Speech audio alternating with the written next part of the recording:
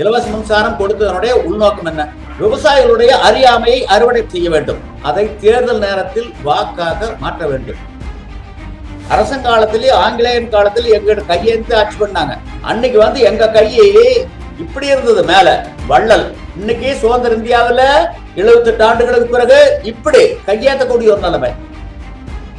எங்களுக்கு எது வேண்டாம், இலவசம் வேண்டாம், மானியம் வேண்டாம், சலுகை வேண்டாம், கடன் வேண்டாம், கடன் தள்ளுபடி வேண்டாம், காப்பீடு வேண்டாம், நிவாரணம் வேண்டாம்.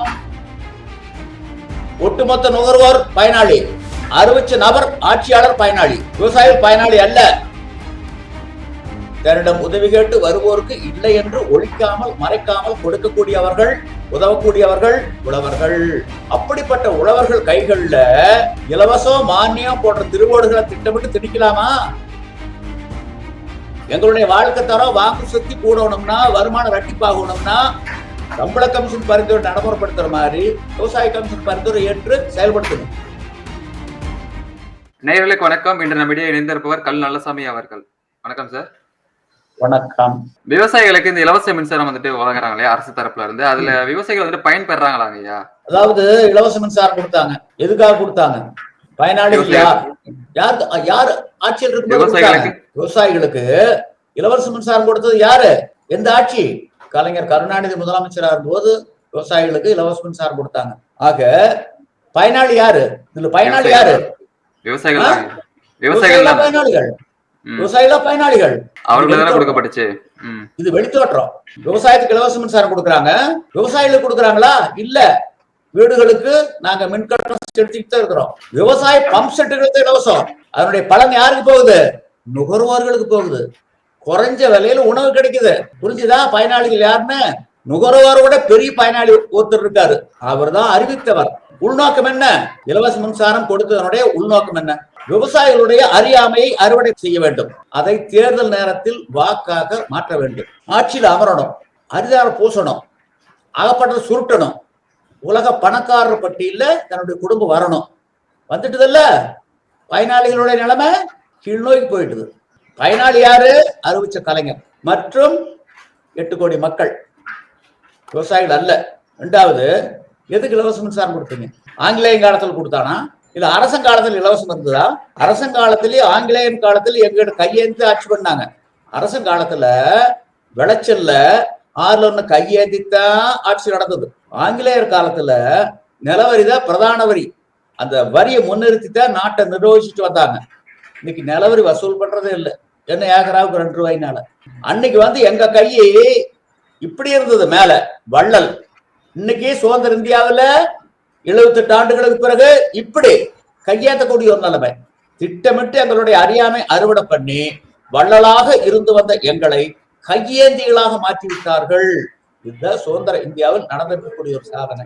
இன்னைக்கு ஸ்மார்ட் மீட்டர் வைக்கிறோங்கிறாங்க இல்லையா?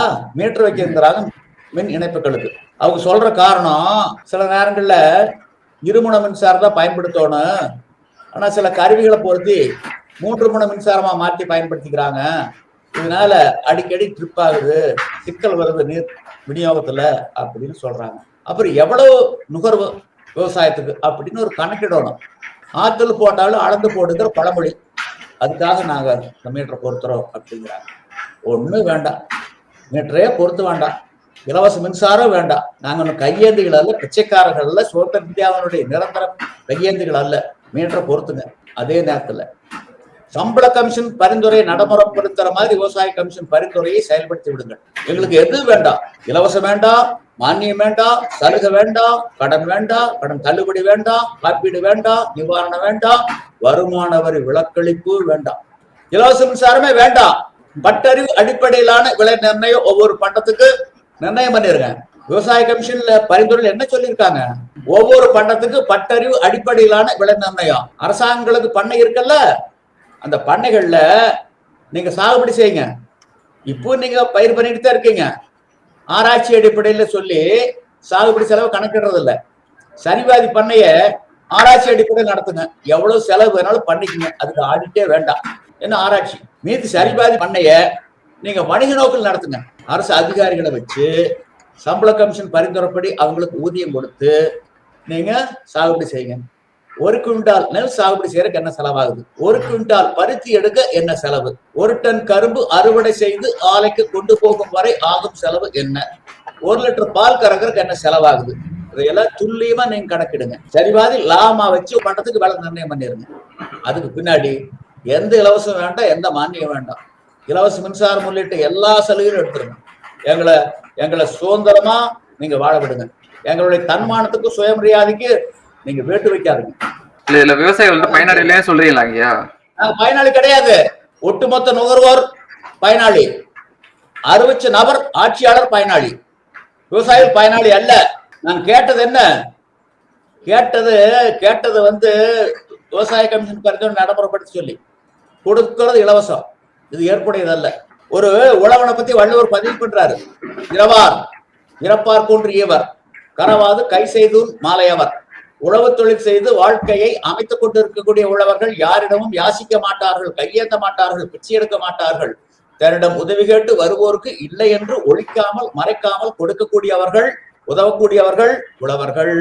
அப்படிப்பட்ட உழவர்கள் கைகள்ல இலவசம் மானியம் போன்ற திருவோடுகளை திட்டமிட்டு திணிக்கலாமா? எங்களுக்கு தூண்டில கொடுங்க, மீனை கொடுக்காதீங்க. எங்களுக்கு உரிமை கொடுங்க. அரசியலமைப்பு சட்டம் 14வது பிரிவு மதித்து நடக்க அரசு கற்றுக்கொள்ள வேண்டும்.